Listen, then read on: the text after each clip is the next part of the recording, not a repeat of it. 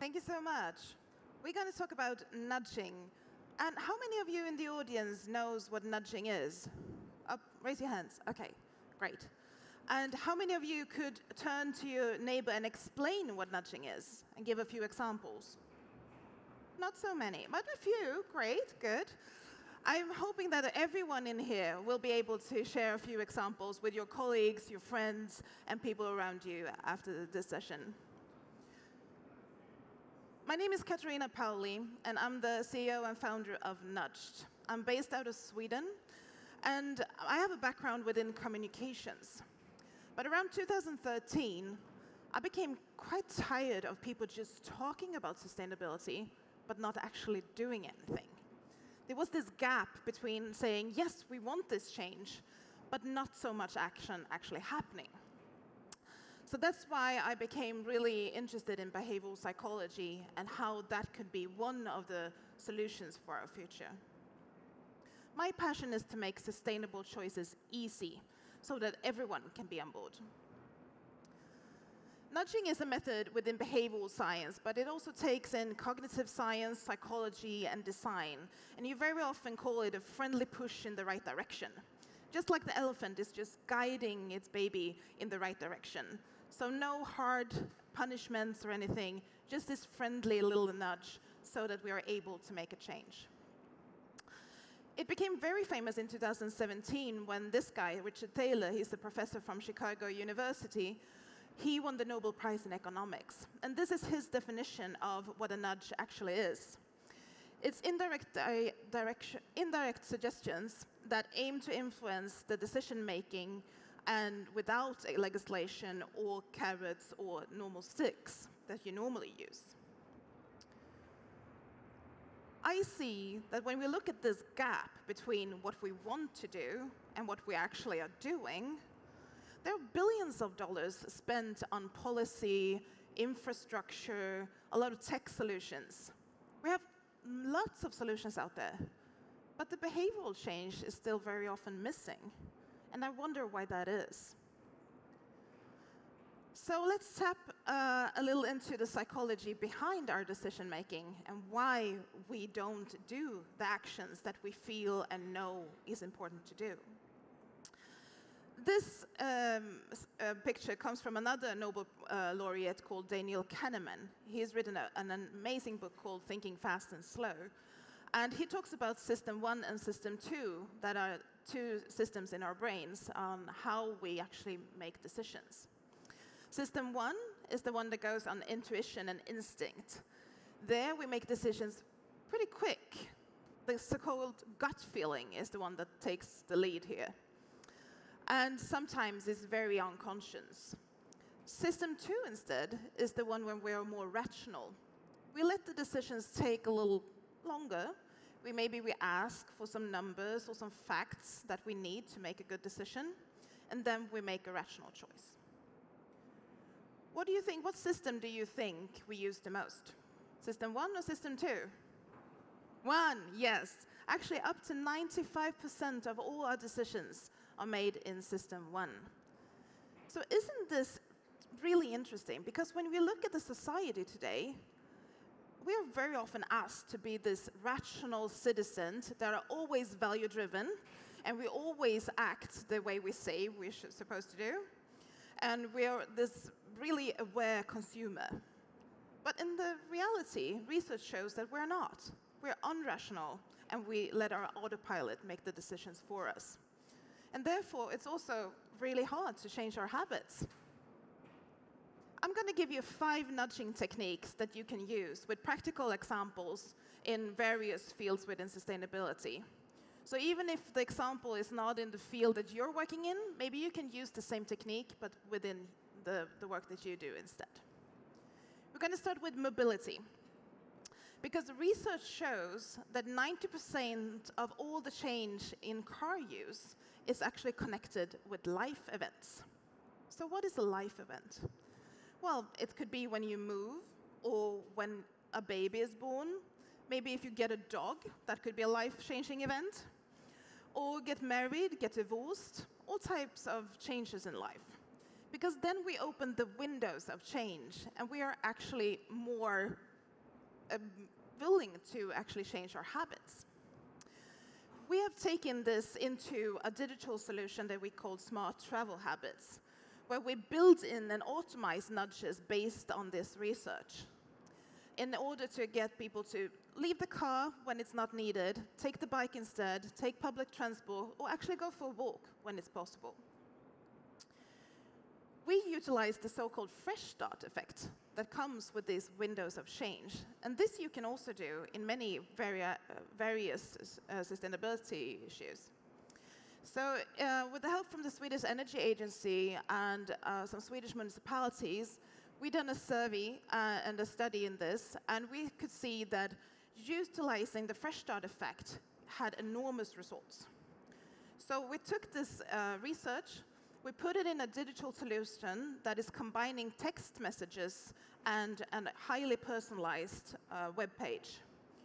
So because before, municipalities, when they want to talk with someone that, for example, moved to their city, they send some postal maps on the biking paths. They might send you 10 euros to try the public transport. But that logistics takes 6 to 8 weeks for them to reach the user. And then the window of change is already gone. You started your new habits, you've bought your car number 2, if it's even worse. So we need to reach the end user much sooner. And using text messaging, we can be in that specific window. So within a week from when you move, you get a text message, it links you to a page when we have filled it with all the information you need about transportation in your area, your closest bus stop, your EV carpools, your bike pools, everything you need for green mobility. And with that, we have seen that 76% are more positive to bicycling, 62% are more positive towards EV cars or carpooling, and twice as willing to change to public transport. And this is just by utilizing the fresh start effect and automating some smart nudges when it's wanted and when it's needed. My second advice for you is to use humor instead of punishment. Much more efficient. So we're going to move into some case studies about littering instead. There are some examples here, low-tech or high-tech. You decide what you prefer. And I'm going to show you a video of a nudge that was done in Stockholm, actually almost 10 years ago, using just humor instead of punishment to encourage people to pick up the litter and put it in the right bin.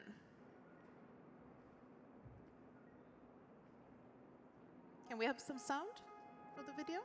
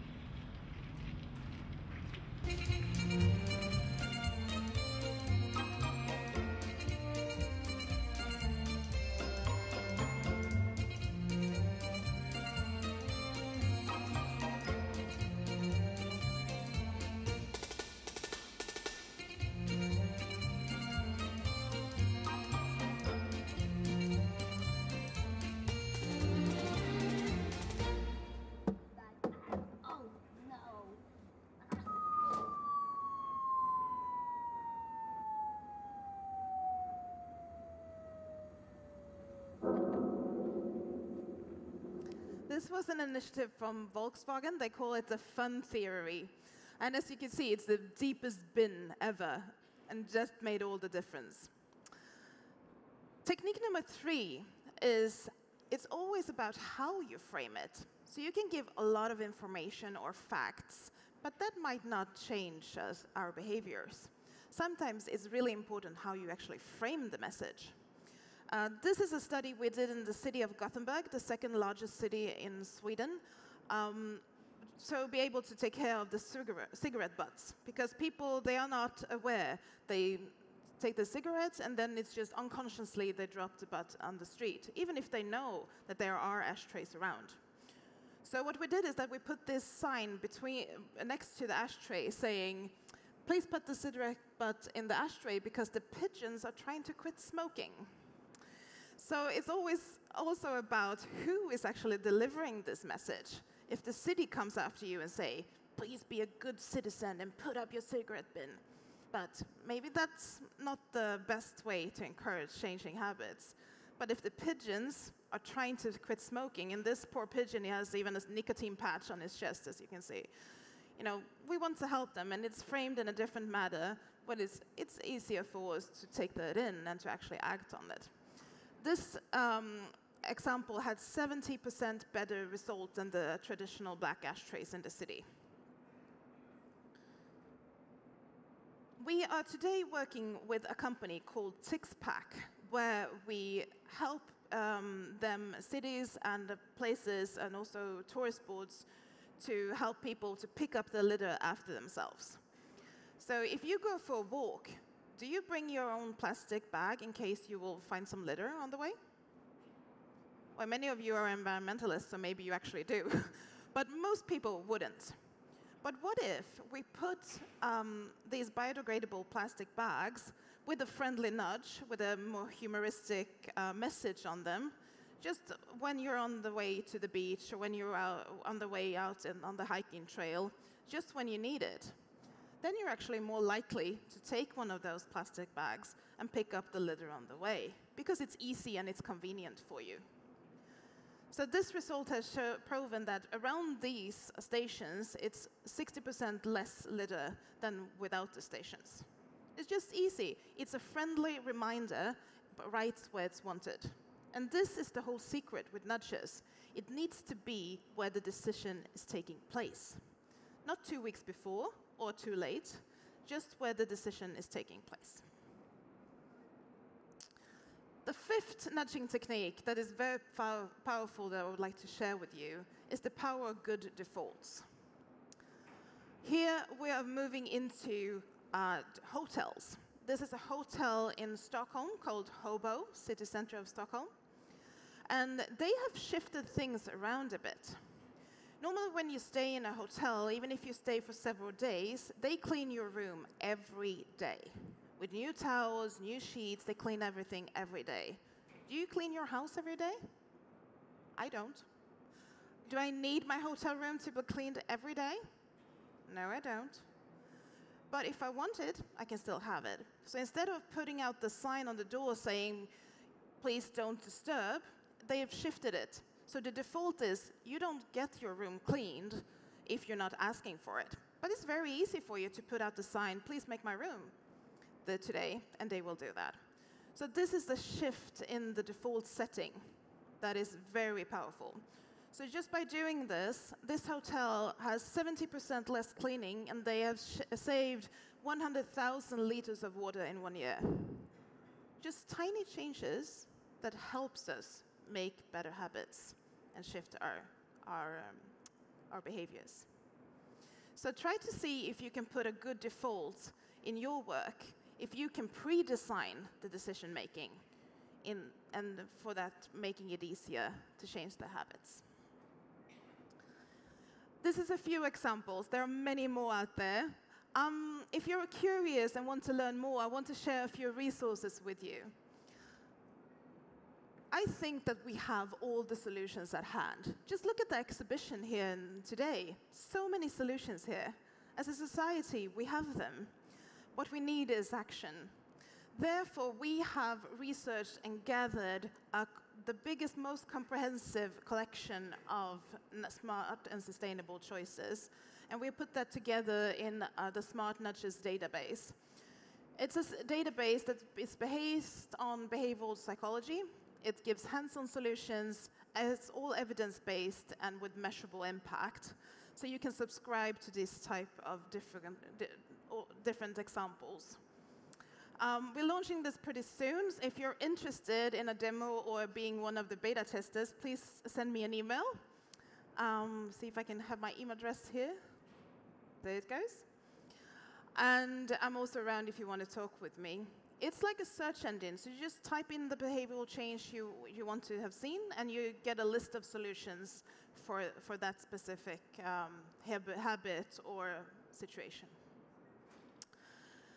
Also today, I want to ask you for a little help, because I think that good solutions are meant to be shared. So we are launching today an Instagram account where we can, with your help, gather all the smart nudges that are out there so we can utilize them and share and be inspired and help each other. So whenever you come across a smart nudge somewhere, where you work or you're just walking somewhere in the streets, please take a picture and hashtag smart nudges and tag then smart_nudges on Instagram. So we're launching this account today, so we could need some love and some followers. So please go on and follow us, and you will have much more inspirational examples there in the future. With that said, I'm going to end with my favorite nudge.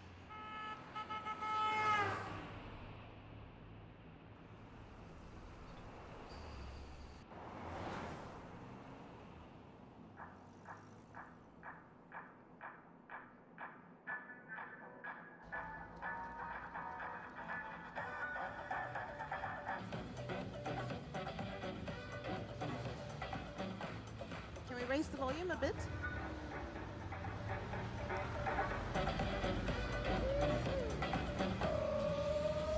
Some people are born to live their lives.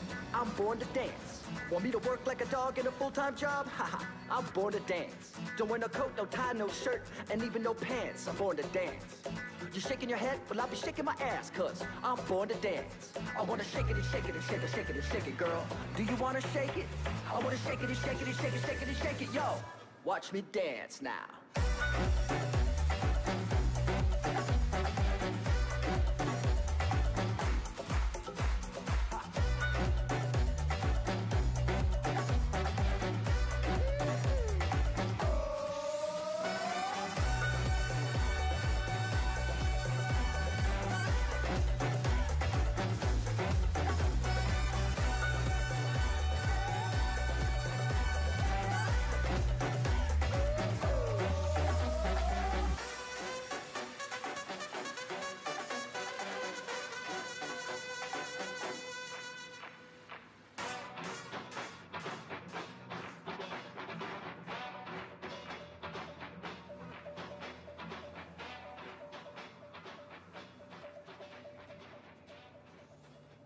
Smart.